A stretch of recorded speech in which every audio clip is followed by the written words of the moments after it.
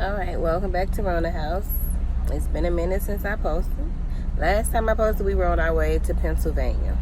So we finished that one. I done been back to Illinois. Was supposed to go home for the weekend.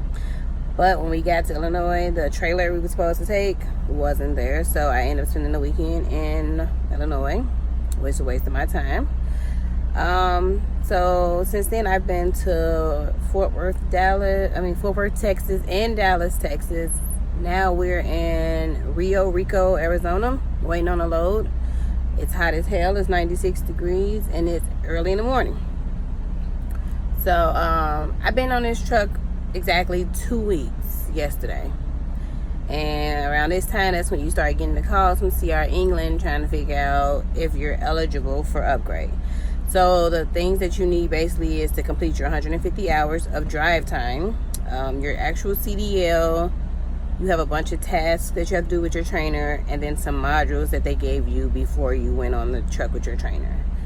I'm at 97 hours. I've completed 100 of the tasks with him. I'm down to my last week of modules, and I went home I went to Wisconsin and got my CDL. So I'm halfway there.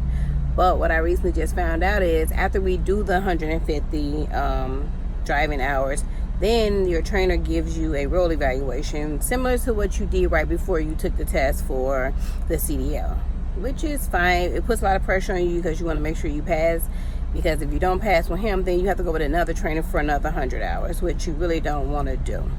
Then after you pass the evaluation with the trainer, you go back to CR England, and one of their representatives come out and give you another road evaluation, just like they did when you went and took the test for the CDL.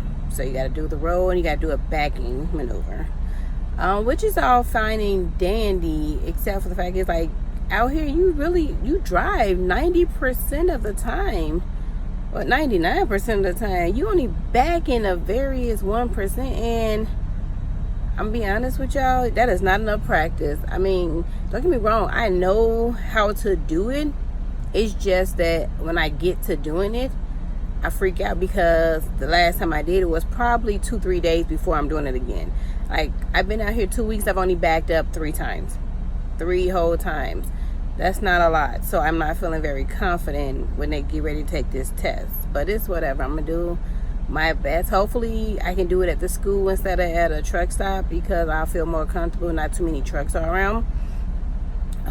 But I mean, just make sure you paying attention to everything, because the littlest thing can fail you. Like when you turn in corners, watch your tandems so that you don't hit the curb or hit a sign.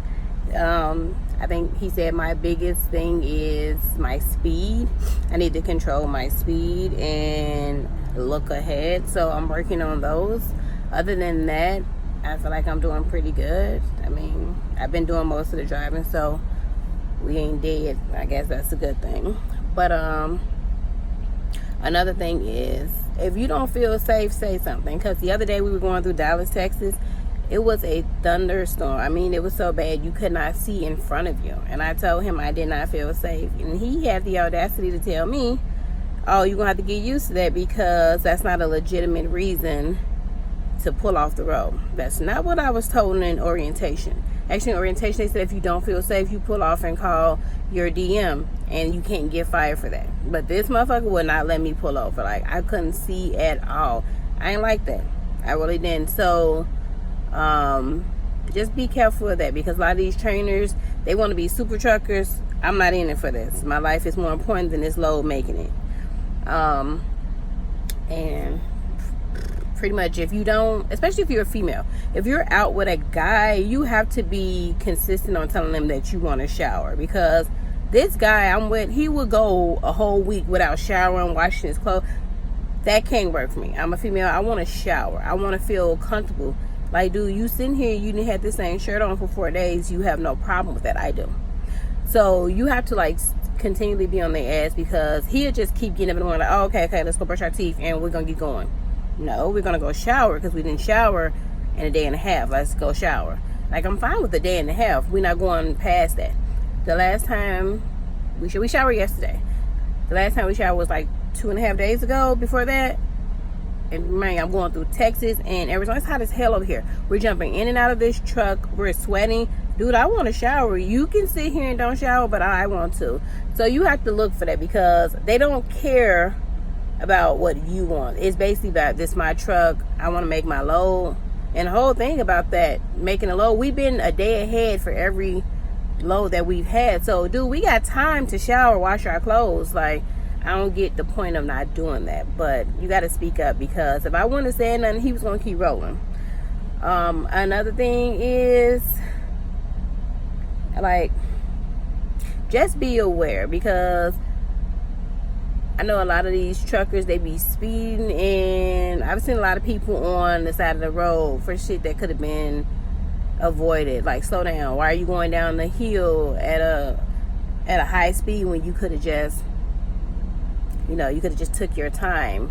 And then cops in Arizona, they are on truckers' asses. Like, I don't know, maybe they think we make good money, but dog, we don't. Like, they own your ass. And that citation, from what I heard, especially a lot of people like to text and drive, it's like a $2,000 ticket. It's not even worth it. That's coming out your pocket, not CR England's.